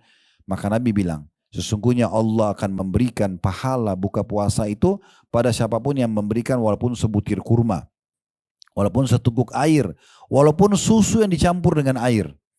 Kalau susu pun tidak bisa sempurna, dicampur air supaya dia bisa jadi 2 gelas tetap dapat. Gitu kan. Nah itu pahala yang luar biasa yang harusnya jangan disia-siakan. Jadi programin dari sekarang. Kami di yayasan buat program itu. Kita bukain di menjelang Ramadan itu kita bukain kurma yang per 10 dus, siapa saja yang mau sebarin silakan, gitu kan, tinggal hubungi yayasan, nanti bisa dapat harga khusus lalu disebarin, mau sebarin sendiri boleh atau yayasan yang bagikan untuk meraih pahala. Sebagaimana juga tadi saya bilang kita juga buka peluang di Ramadan untuk buka puasakan orang di Mekah ya untuk meraih pahala lebih besar. Nah ini diantaranya pelipat gandaan pahala dengan meraih pahala puasa orang lain gitu ya. Bisa juga dengan kita tambah program seperti membagi-bagikan Al-Quran ya, walaupun sekarang sudah banyak orang pakai aplikasi di handphone ya. Kalau ibu misalnya punya dapat aplikasi Quran yang bagus, misalnya ibu lalu kirim ke grup, ini aplikasi Quran bagus nih, mungkin ada yang pakai misalnya. Atau kalau tidak, kita beli fisik mushafnya. Ya, ada mushaf kecil, kita bagi ke pesantren, bagi ke rumah tahfidz misalnya. Itu juga salah satu program pelipat gandaan pahala karena mereka menghafal dan membaca dari situ, gitu kan? Atau misalnya kita masuk ke masjid, kita pasangin AC atau kita serviskan AC-nya, mungkin kita laundry karpetnya, kasih wangi-wangian gitu kan. Kita mungkin bisa juga mengirimkan makanan bukan cuma buka puasa, mungkin bagi orang yang tarawih, kita bagi-bagikan minuman ya. Contoh air putih dan segala macam itu ya. Itu termasuk hal yang luar biasa gitu. Nah ini contoh-contohnya. Yang ke-12 peningkatan kualitas ya ibadah seorang muslim. Ini juga tadi sudah kita singgung sedikit ya. Tapi di antara programnya itu adalah kualitas ibadah secara khusus ya. Karena kita mau nggak mau harus puasa di saat itu. Berarti kualitas ibadah puasa kita meningkat secara otomatis. Kalau Senin Kamis kan masih pilihan, ayam ulima Senin. Tapi kalau Ramadan nggak bisa. Ibu kalau nggak ada udzur haram dosa kalau tinggalin puasa Ramadan. Termasuk dosa besar gitu ya. Kalau sengaja tanpa udzur. Punya udzur pun misalnya sakit, haid. Ya, itu tetap dibayar di hari lain. Karena wajibnya puasa Ramadan itu. Nah ini berarti ada peningkatan kualitas ibadah dari sisi puasa. Begitu juga dengan sholat. Ya. Karena ada motivasi untuk menjaga sholat di bulan Ramadan. Di luar Ramadan juga iya. Tapi Ramadan orang umumnya menjaga sholatnya. Terutama masuk dalamnya bukan lagi sholat wajib. Sholat sunnah pun seperti sholat tarawih. Ya, gitu. Karena kata Nabi SAW, Man qama ramadhana imanan wahtisaba, ufira ma taqaddama min dhanbi. Siapa yang mendirikan malam Ramadan dengan sholat, maka diampuni dosa. Karena keimanan dan mengharapkan pahalanya, diampuni dosa-dosanya yang lalu. Kan gitu. Nah tarawih ini, ibu-ibu sekalian, sama ya. Tarawih, qiyam Ramadan, qiyamul lail, tahajud, sama. Sama semua. Cuma kalau Ramadan namanya tarawih. Tarawih artinya santai. Kenapa? Karena khusus Ramadan, dimudahkan oleh Allah SWT, sholat malam tidak harus di tengah malam. Habis sholat ba'diyah isya sudah bisa kita sholat tarawih. Dan ini minimal kalau orang yang tidak sholat selama setahun ya 11 bulan sholat tahajud, maka minimal dalam buku amalannya nanti ada tercatat tarawih. Gitu kan? Karena semua orang kerjakan dan mudah. Dia tidak mengantuk. Habis ba'diyah isya masih mudah orang kerjakan. Oleh karena itu ini perlu untuk dijaga ya, untuk dijaga. Dan diusahakan kalau bisa sholat berjamaah. Ya kalau ibu-ibu pun suaminya lagi ke masjid, pergi aja ke masjid dekat rumah, nggak apa-apa itu ya. Karena ada hadis yang berbunyi man qama ma'al imami hatta yansarif kutiba lahu qiyamu lailah. Barang siapa yang sholat bersama imam sampai selesai. Jadi kalau ibu mau sholat 11 rakaat, cari masjid yang 11 rakaat. Ibu mau sholat 23 rakaat, cari masjid 20 rakaat. Sebab ini sunnahnya untuk dapat keutamaan ini sampai imamnya selesai. Gitu kan? Kata Nabi SAW, siapa yang sholat tarawih maksudnya bersama imam sampai ia selesai, imamnya selesai, maka ditulis untuknya pahala sholat semalam suntuk. Sholat semalam suntuk. Hadirin riwayat An-Nasai. Di antara program juga peningkatan skill ibadah kita itu adalah i'tikaf, mengikat diri di masjid. I'tikaf itu ada minimalnya bu. Minimalnya itu ibu misalnya antara sholat dengan sholat, misalnya duhur ke asar, maghrib ke isya itu sudah bisa dihitung i'tikaf. Kalau niatnya mengikat diri di masjid maka namanya i'tikaf. Tapi yang Nabi SAW contohkan itu 20 terakhir Ramadan, terutama di akhir hidup beliau. Sebelum beliau meninggal dunia, jauh sebelumnya, itu biasanya beliau 10 hari terakhir. Tapi sebelum meninggal, tahun terakhir belum meninggal, beliau 20 hari berturut-turut. Ya, dari 20 Ramadan sampai, dari 20 Ramadan, dari 10 Ramadan sampai 30 gitu ya. Ya itu juga termasuk ya.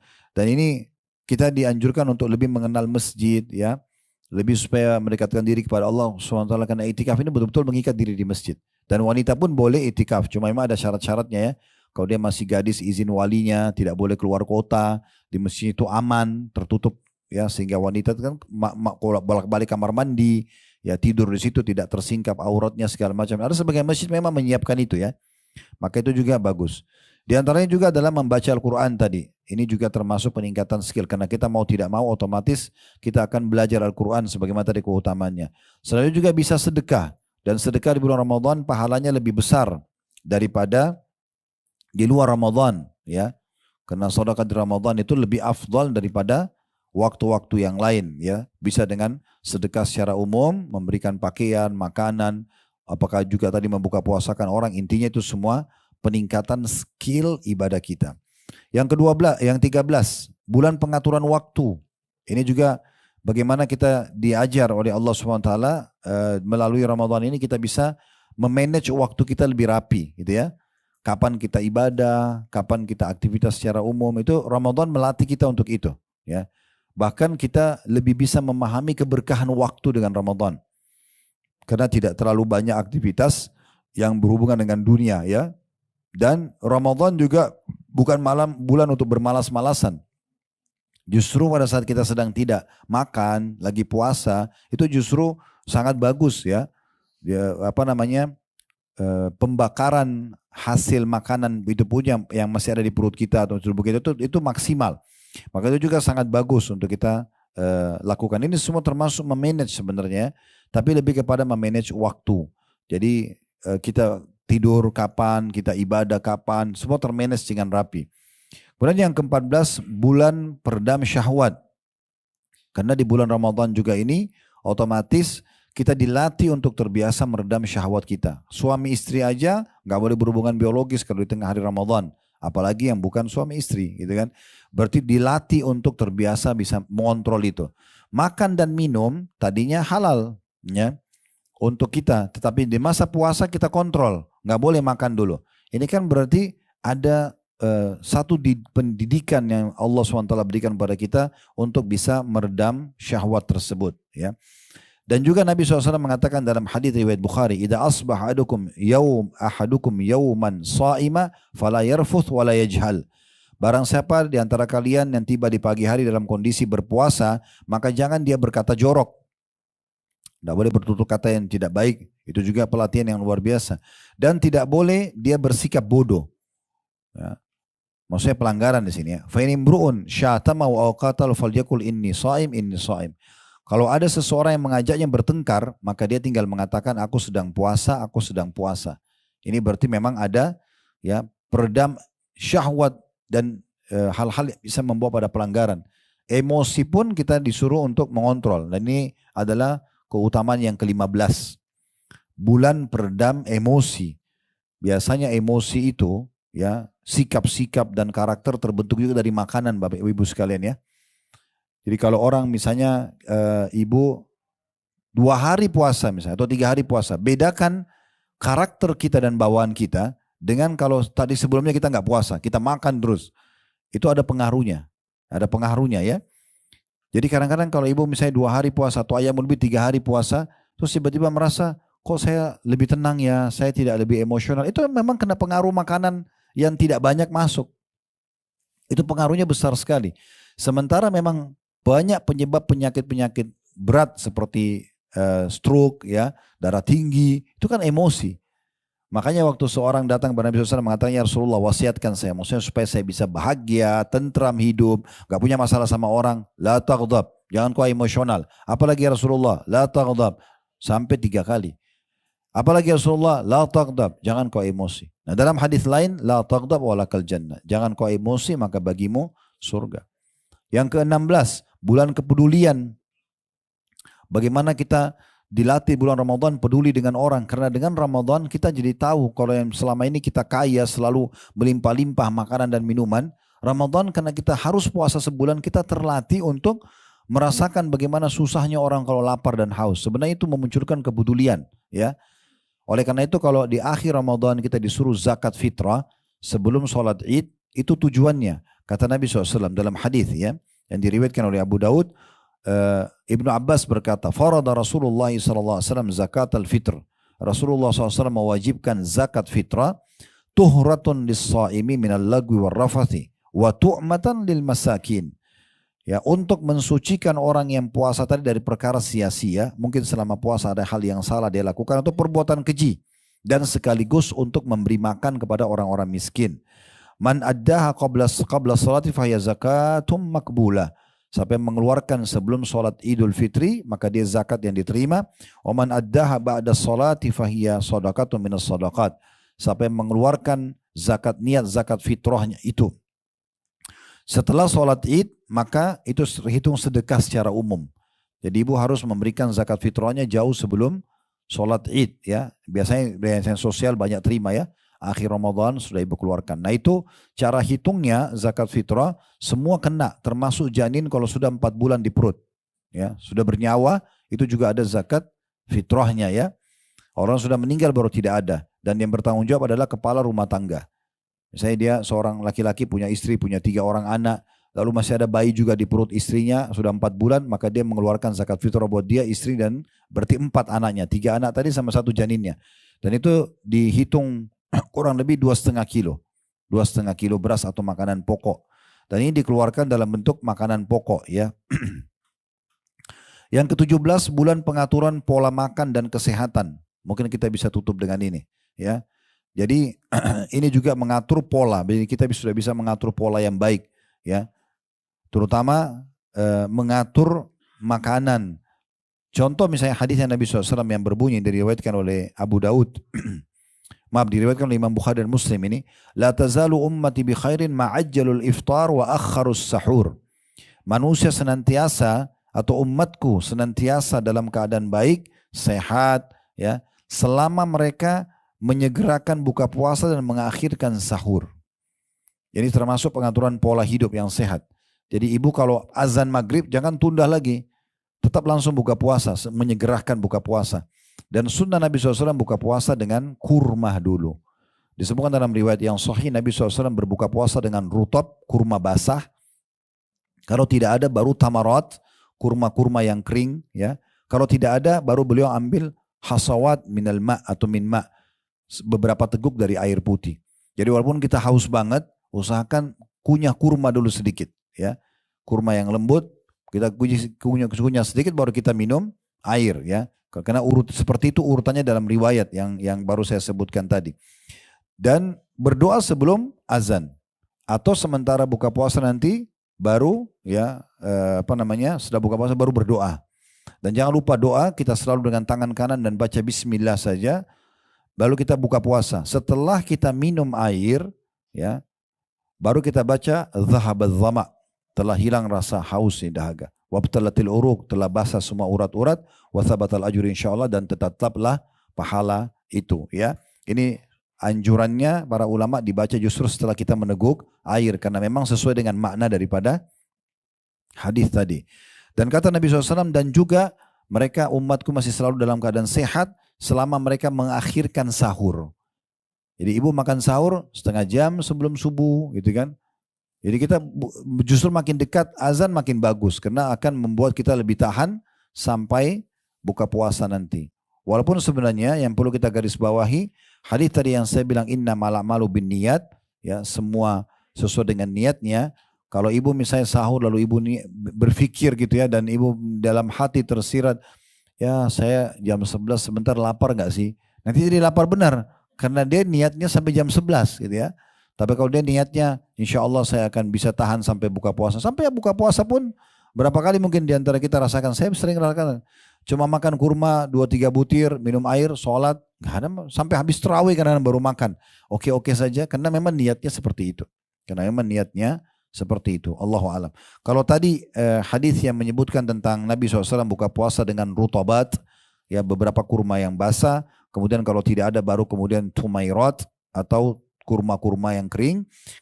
Kalau tidak ada baru kemudian tegukan-tegukan air, itu hadis yang diriwayatkan oleh Abu Daud. Allahu a'lam.